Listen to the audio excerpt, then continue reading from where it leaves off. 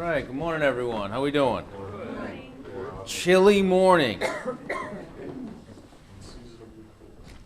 Or seasonably cold, Brother Jim. So we have been looking at Mark. We had a couple Sundays where we had a couple baptisms, so we had about 10, 15 minutes of class. Just a quick overview and a quick recap of some of the major themes in Mark. Service and sacrifice, right? We are introduced to Jesus in the first few chapters of Mark as a servant, as going out to the people, particularly in the north of Israel, and preaching the good news of the kingdom of God. But not only preaching, what else does he do? What does the account in Mark tell us? Is he just constantly preaching, or he's doing what are the things? Healing, absolutely. That was the big thing. If we look at it, we can just turn to Mark, the first chapter, and I forgot my glasses. It'll be tricky, people. Let me see what we're dealing with here, Jim. Okay, all right.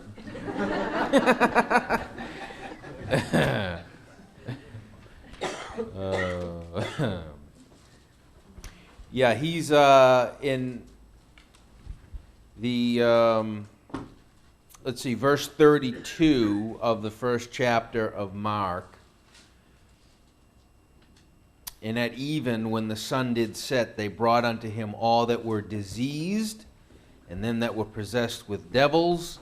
And it says in verse 37 that because of this, all men seek for thee. Okay, and so we can understand that, can't we? Where you have this individual preaching the good news of the kingdom of God, but word gets around in the north of Israel that there is this teacher, but he also has this tremendous power to heal people. Now, let's try to imagine, you have some type of disease or some type of ailment, whether it's mental or physical, and you've been dealing with this your whole life, or you just, you have a child maybe that is suffering, that is sick, and now all of a sudden you hear about this person that can heal. And so think about the tremendous impact that would have on your life. And so I think we need to think about that in the context of our own lives, where we are preaching the good news of the kingdom of God with our words, but we also preach it through our actions, don't we? And I think that ultimately has the most impact upon people's lives that we come in contact with. Just as Jesus, it says, there's numerous times in Mark and the other Gospels it says that Jesus, what did he do? He went out into the people, right? He was among the people every single day. And I think we've talked about this as well, how draining sometimes that was for Christ in dealing with people and interacting with them. It can be uplifting, can it, being around people, but it also can be draining as well. And I think you see Christ in both of those instances wanting to be among the people, preaching the good news of the kingdom of God, healing, making the lives of his fellow man better. But also it talks about Jesus doing what? Occasionally in Mark. Mark talks about this, doesn't it? Where does he go? He goes to a solitary place, right? He goes up into the mountains to pray. Let us go beyond, let us go up to the mountains, he tells his disciples. And so there was a need for that as well. The sacrifice of Christ as well, beginning in Mark, the 11th chapter, as he goes triumphantly into Jerusalem. And the people, line the way into Jerusalem as he rides up on the donkey.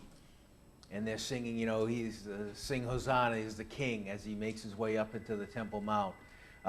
We have him casting out the people, casting out the money changers and the lenders of money in the temple, and then ultimately his crucifixion. So Christ sacrificing himself for the people and for the world. So the service was about 3.5 years traditionally. So I think that's always fascinating to me anyways. The impact that Christ had on the world only took 3.5 years, right? He was baptized at the age of 30. That's also something interesting as well.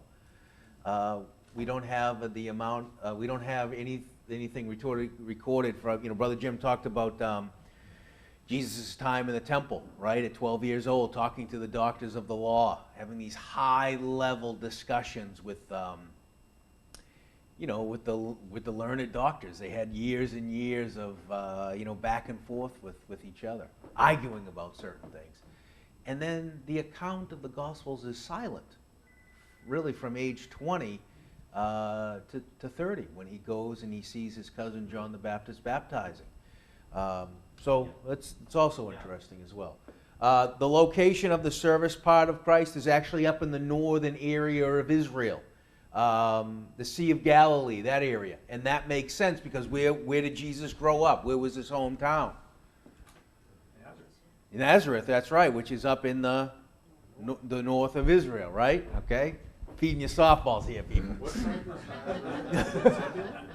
Say that again, Jim? Is he from Zebulun, the tribe of Zebulun? That's where Nazareth was located? That already broken down by that time. Yeah, so there wasn't actual, that whole time, as far as the land and everything, that had been broken down since the destruction of Israel. Israel was, the northern tribes had carried away, and then that whole system had been broken down, and people lived from all, different areas.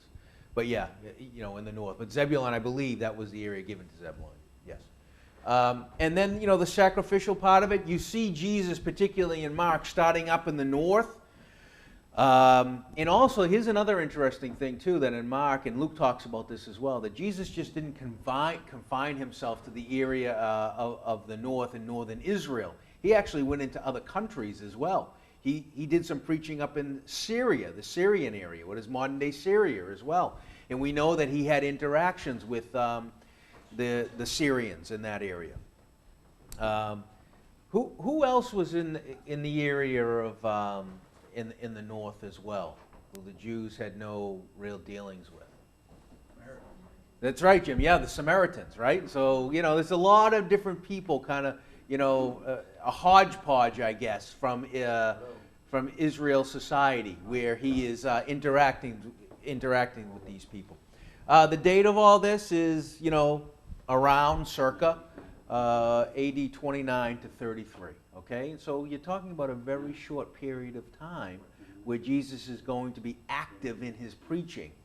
But that small period of time really is going to revolutionize the world through his teachings and through his death and his resurrection. I think that is it's very powerful. Yes? I think one thing I noticed, I had a note in Mark, the word immediately or straightway is used over 40 times in the book. Yeah, and that shows, as you point out, the short time frame, that really shows the hand of God being upon him and how things were so quick. Yes. I mean, if you look at even chapter 1 alone, the word immediately or straightway is used a lot. Yes. And in verse 28, it says, immediately his fame spread. Mm-hmm. And that just, when you mentioned the short time, I thought of that right away. Yeah. No, that's you read that a lot in this book. Great connection, Mark. It was almost as if, Jesus, like you said, Jesus had a short period of time, and there was no time to kind of dilly-dally. He had to get right to it. And I think Mark brings that out, that immediately, after the scene is kind of set in Mark where we're introduced to John the Baptist, and he's a man of action, and he's baptizing, and then boom, Jesus is on the scene, and he's ready to go. That's great, Mark. Yeah, for sure. All right, let's see here. Okay. Any questions on this? All right, little map for you. I love maps. Little map for you. Oh, here we go. Okay, map. This is the area that we're talking about. Up here, Nazareth is here, Galilee, the Sea of Galilee as well. And so as we talked about, the Phoenicians as well, this part right here, which was also part of Syria, okay? These are all different areas or different provinces of Rome. Remember, Rome is going to control this whole area. And so you can see where all of these provinces intersect, right? And so Jesus is going to be in all of these different provinces right here. Different types of people, different cultures, different backgrounds, all that kind of stuff. It was a definite, very diverse place where Jesus is going to begin his ministry. It's up in the north. And a lot of the things, a lot of the interactions that we associate with Jesus are going to take place primarily up in the northern parts of Israel. He is going to come down here, but it's not going to be as much as it is up in the north, particularly in Mark. Mark is going to center up in the northern part of Israel. And again, that makes sense. That's where he was from. Okay? Questions on this? Now remember, it's a scale of 50 miles, right? And so Brother Jason and Jen are actually over in Israel right now. Right, and so I'm sure we're going to get a slideshow when they get back. So. Just prepare yourself. I'm glad we're getting this on camera too. I think they're actually down in Tel Aviv, this area, and then they're actually going up to Galilee and doing the whole thing. Jason is his own tour guide, by the way. Yeah. When did you go? When did I go? I go on my mind every day. Fair point. We're talking about a scale of 50 miles, and so everything is done on foot, right, or on a beast of burden. But Jesus, is going to be walking everywhere. And so these are some of the things that I think about as well, like the physical toll of this, right? The physical toll on Jesus's body from just walking. From interacting with other people, dealing with the pressure of this great calling that he had, right? And I think that comes out in Gethsemane, right? The great burden that was placed upon him, and he cries out to God, if it's your will, let this cup pass from me. And we know that he was in prayer. He's sweating great drops of blood, it says. And angels, God, knew the difficult situation that Christ was in. He sends his angels to help him, to strengthen him. So just keep that in mind, too, as we kind of go through Mark and look at it. I know we've spent a lot of time on some of the background, but this took a tremendous amount of physical strength, but also mental strength as well, to kind of get this message out here. Okay?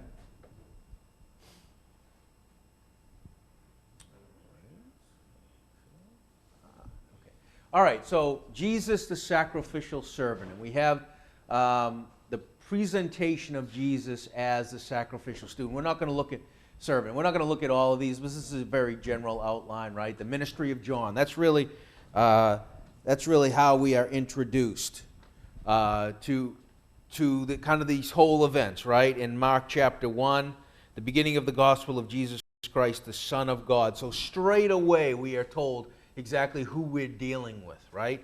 It's not, Jesus Christ the great teacher or the prophet. It is Jesus Christ, the Son of God. He is the Messiah, sent by God himself to save not only the people, the Jewish people, but also the world.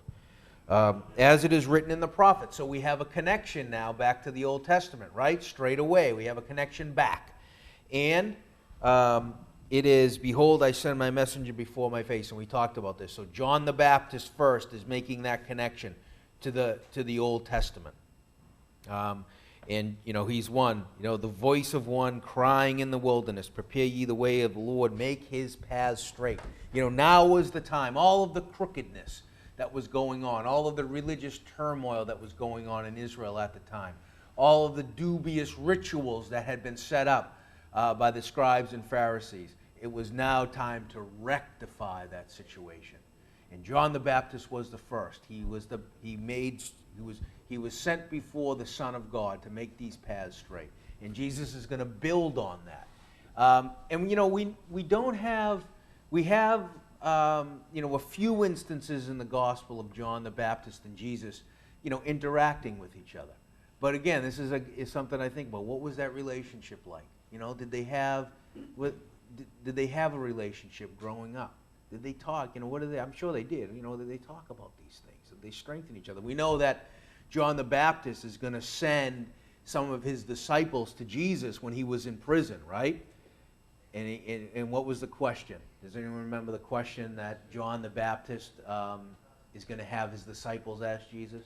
Are you the Messiah, or should we look for someone else? Yeah. Are you the Messiah? You know, so why would John ask that question? You know, why would he ask that question? You know, he was thinking about it. I think he was in a very low state of mind as well. You know, I think he wanted to make sure. He was in prison. He wanted to be kind of strengthened. And I don't know it offhand. Let's see. But it's a great back and forth. I think it's in Luke. Hold on.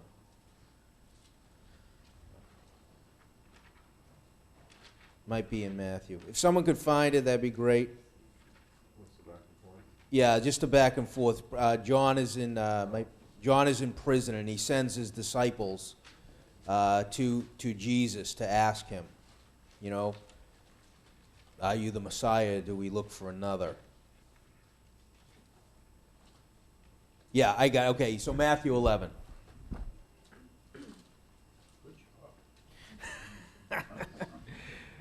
I have a 1 in 4 shot, right? All right, Matthew 11. Now, when John had heard in prison the works of Christ, this is in verse 2 of the 11th chapter of Matthew, he sent 2 of his disciples and said unto them, art thou he that should come? Or do we look for another? Okay, and so Jesus could have said a lot of things, right? He could have said, yeah, absolutely, definitely. That's it, go. But I love Jesus' answer to John the Baptist. I love it. Jesus answered and said unto them, go and tell John again those things which you hear and see. The blind receive their sight, and the lame walk. The lepers are cleansed, and the deaf hear. The dead are raised up, and the poor have the gospel preached to them. And blessed is he whosoever shall not be offended in me. That's a wonderful answer by Christ to John, right? I think John was at a very depressed state. He's in prison. He's going to die shortly, right? I think he was cast in prison because he stood up to Herod, right? Because of what he did with his brother's wife. And so, you know, John needs a kind of a boost. And this is what Christ gives him. He goes, go tell John what you see. All of the great things that are happening. And this actually, if you go back and you look at Luke 4 and Isaiah the 61st chapter, is a wonderful connection, by the way, with that. And so he brings John back to the prophet Isaiah. And, you know, without saying it directly, he tells John that he is the Messiah. And he's almost telling John, stay strong, be strong in your hour of darkness right now. Blessed is he whosoever shall not be offended in me. Don't lose hope, John. This is the things that you have witnessed, and the things that you have, all of the things that you have gone through are now coming to pass because I am the Messiah. So, the servant is presented here, the minister of John, the baptism of Jesus, the temptation of Jesus, the preaching of Jesus, so on and so forth. So let's look at number 8. Number 8's interesting. We go to Mark, the first chapter, verse 29. And forthwith, when they were come out of the synagogue, they entered into the house of Simon and Andrew with James and John. But Simon's wife's mother lay sick of a fever, and anon they tell him of her.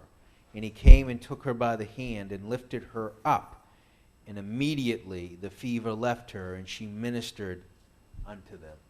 And so, we're going to find out in Mark and also in the other Gospels that Peter is going to be a volatile guy, right? He's got these swings of emotion. One time he's like, he's fighting with Jesus about going to Jerusalem, And Jesus says, get behind me, Satan, for you save the things of men, not the things of God. And then another time he's declaring the messiahship of Christ as well. You know, if you remember in John, after you know, Jesus is talking about, eating his flesh and drinking his blood and all that, the bread and the wine and so forth. It says that a lot of his disciples left because it was too hard of a saying, but it was Peter that said, where shall we go?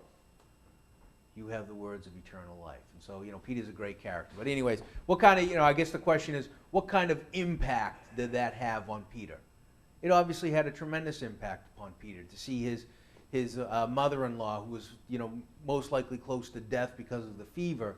Jesus is going to go in, touches her, and immediately, it says, immediately, there's that word, Mark, right? Does it say, immediately the fever left her. Gone.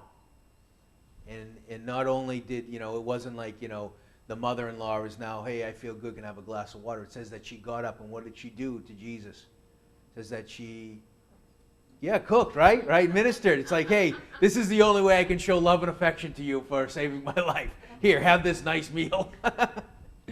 So yeah, that's interesting as well.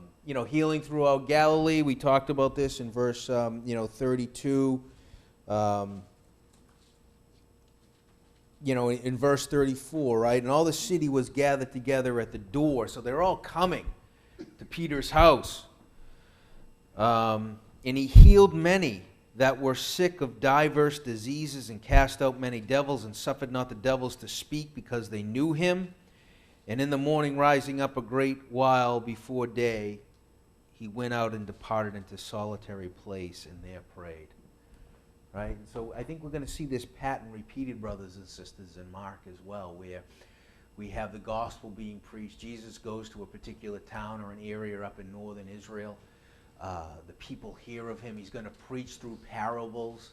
He's going to have these interactions with the religious leaders of that time. And by the way, if we look at the interactions between the religious leaders, a lot of them are going to be positive in the beginning, right? Nicodemus, we're told, actually one of the great teachers of the law at that time, part of the Sanhedrin, the Senate of Israel, is going to go to Jesus by night, right? Fair enough, but they're going to have a pretty good conversation, right? The Pharisees as well, very early on, are going to have, they're going to be asking him questions, and they're going to have this interaction, but as it comes closer and closer to his crucifixion, to his death, this is where Christ starts, particularly in Matthew. Woe unto you, scribes and Pharisees, hypocrites, right? He's going to go up to the Temple Mount and get rid of, all of the kind of the hypocrisy of that and the greed that is going on in the temple. And then after that, that relationship is so fractured that it's, we're told in Mark that they sought occasion to kill him, right? In the 14th chapter of Mark. Cleansing of the leper, we've talked about this. We think about that. Oh, it's very compassionate of Christ. That's a wonderful thing that Christ did, and it absolutely is. But we also, I think, need to keep in mind how ostracized and what an awful existence it was to be a leper. Not just physically, like just putting aside the physical aspects of leprosy, right? Which is kind of hard to do. Your extremities literally are, falling off you, and it's painful. You're in constant pain. So Jesus is going to take that away. But the social ostracism of being a leper in ancient Israel, just being ostracized. You didn't live. You lived in a leper colony or away. And it was up to people that actually cared and would put their lives in line, literally put the lives in line to feed you, right? Because if you caught leprosy, it was contagious. So we're told that Jesus is not only going to interact with these leprous people, but there's several occasions in the gospel. What is Jesus going to do with the men with leprosy? He's going to touch them. So not only is he going to make himself ritually unclean, he is, he's jeopardizing his life almost to save this person from the life of pain and suffering and ostracism. I think that's a wonderful lesson. I think that's a great lesson, and it shows the compassion and kindness of Christ. Compassion is a word that's used in Matthew. It's used in Mark as well. As we go on, we can we can take a look at that. Okay, any questions on this? So, as Mark pointed out, look at all the things that happen in the first chapter of Mark. Let's go. We gotta get moving. And so Jesus, right after his baptism and after his temptation, he gets moving. He gets moving preaching. He gets moving, healing these people, taking compassion upon his fellow man. And so the combination of those two things, the teachings and the parables, and the healing, is going to make such an impact upon that population that his name is going to be spread everywhere, all the way up, if you had the map on there, all the way up into the north, into Syria, up into Phoenicia, and then, of course, down into Jerusalem and into Samaria as well. I think that the terminology is the fame of him. The fame of him went abroad. Another little quick map for you, right here. Okay, so again, his fame is going to be all over the place here. The Jordan River, John's baptism right here is going to take place. The people are going to come to John right here. Jesus is going to be tempted somewhere around here. And then, up in Galilee, Jesus is going to preach the gospel. Jesus teaches and heals up in Capernaum as well, up here. Okay? And so he's going to go into the synagogues up in the north as well, particularly in his hometown of Nazareth. That's where he's going to start his ministry as well. But he's going to go up into the different synagogues up in Capernaum. Archaeologists have excavated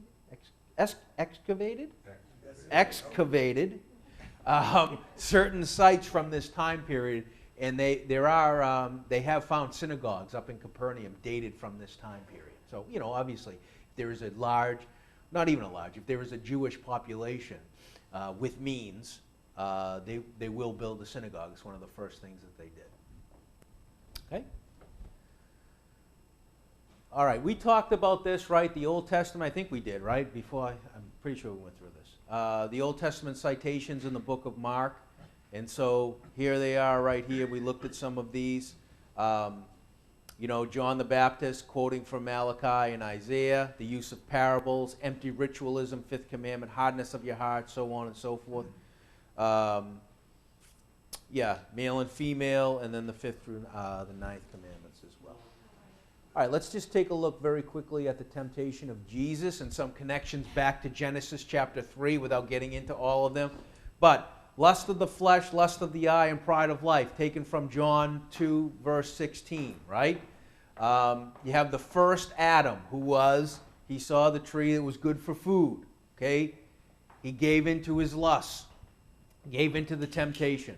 It was pleasant to the eye, it looked good, and then desired to make one wise, to have knowledge of good and evil. When I think about, Adam and Eve in Genesis, the tree of knowledge of good and evil. What a temptation. To me, anyways, right? The tree of knowledge to open your eyes, right? It's the detective. What's that? It's the detective. Yeah, I don't, to have knowledge, when we look at the history of mankind, it has been one of just wanting to know. It's I need to know what's out there. And where mankind as a species, as a creation of God, is constantly looking for knowledge. They're striving for it. Whether it's on the micro level, right? Want to delve in to see, with the electrons and what are they, quarks now? They got, the quarks, quantum physics, all the stuff that they're finding out, robots, and artificial intelligence. We're going to Mars. We're sending stuff out of the solar system. Medical advances. Think about all of this stuff, the knowledge of how things work. And that was the temptation, wasn't it, in the garden? The knowledge of good and evil. Yes, Butchie, go ahead. And it was, an age-old problem that still exists today. You will be like God. Yeah, that's right. That's what we always want to do. Yeah. Put ourselves above That's God, right. Yeah, absolutely. Yeah, that's right. You will be like gods. And there was, in their innocence, right? Adam and Eve, in their innocence, they didn't know. They wanted to. They wanted to know.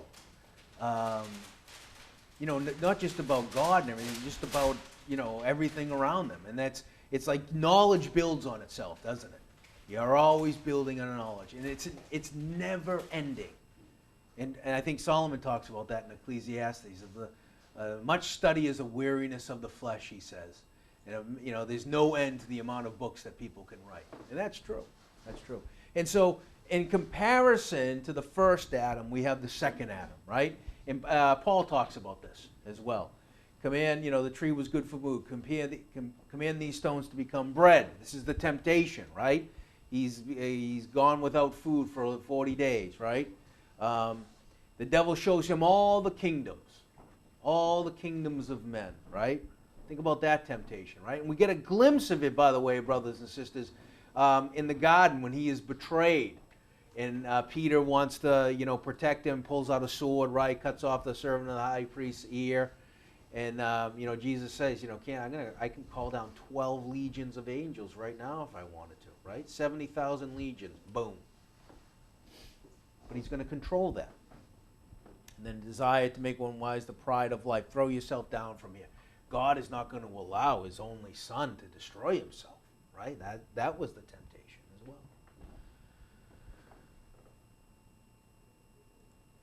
Okay, let's take a look at some of the background, some of the major players in the book of Mark. Okay, now remember, Mark most likely was the first gospel that was written down.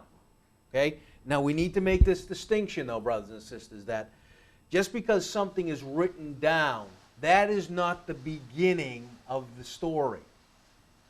Okay, that is just somebody bringing together all of the oral stories. Remember, the majority of history during this time, and in the past as well, was all told orally, right? People told stories. That's how information was transmitted.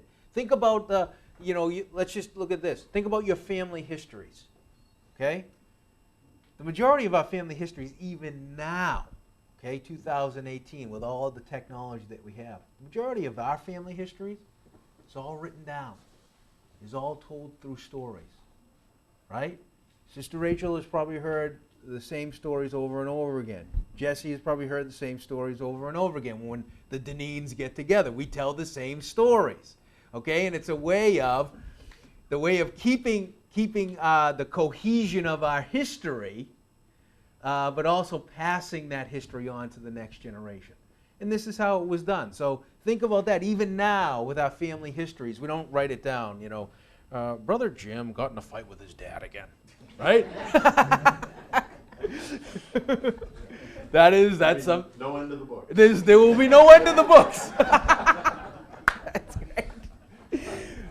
That's all told orally, okay? And so Mark is going to, he's gonna write this down. Matthew's going to do the same thing. Luke tells us straight away, right, that, I'm collecting all of these things and I'm going to codify all of these things for all of the believers. These are the things that we know and believe, right? And so he's going to take all of these stories, eyewitness accounts, okay, and he's going to codify them. And this is what Mark is going to do as well. Okay, so 1, 2, 3, 4. 4 main groups of religious and political leaders. Okay, this will be the last thing we look at. The scribes. Okay, we always say this term, the scribes and Pharisees, right? How many times do we hear that term in the Gospels, right? They are the lawyers. They're the teachers. They're the ones that are copying down, right? Meticulously, by the way. There were all kinds of rules, and I don't remember them off the top of my head. There are all kinds of rules that were associated with copying the Torah, okay? You had to do it faithfully. You couldn't add any marks. Remember Jesus talks about the jot and the tittle? He's actually referring to the scribes when they copy things down. There couldn't be any extra mark.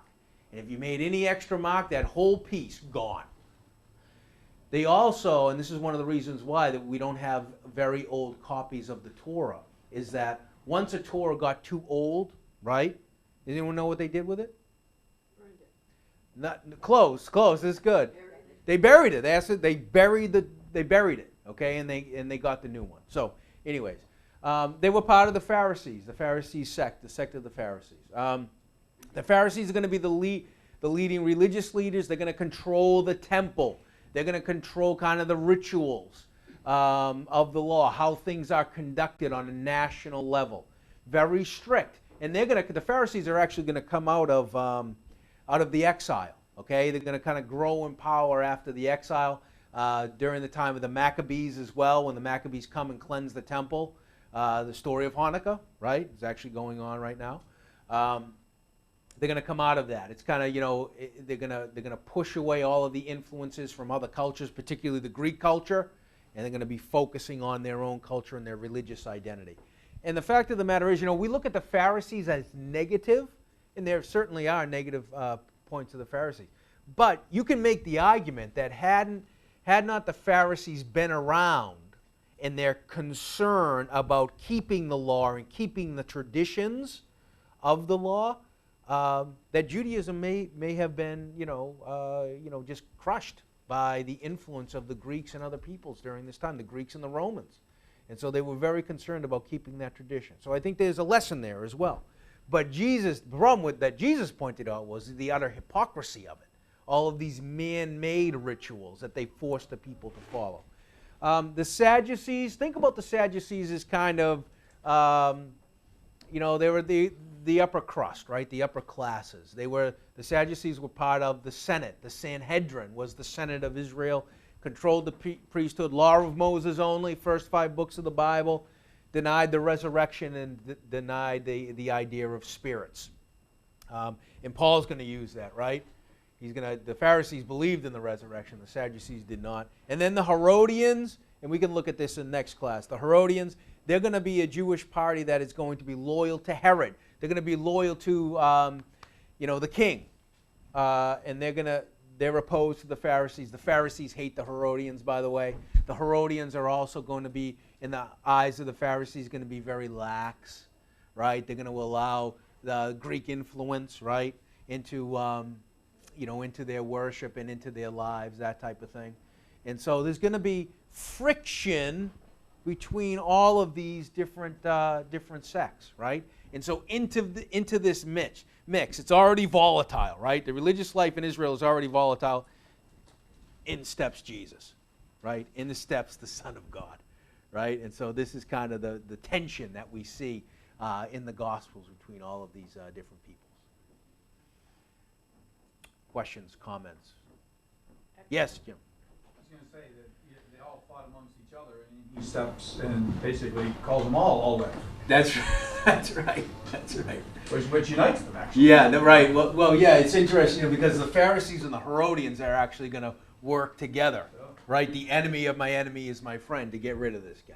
Right. Yeah, good point, Jim. All right. So we'll continue on next couple weeks and hopefully get through all of this.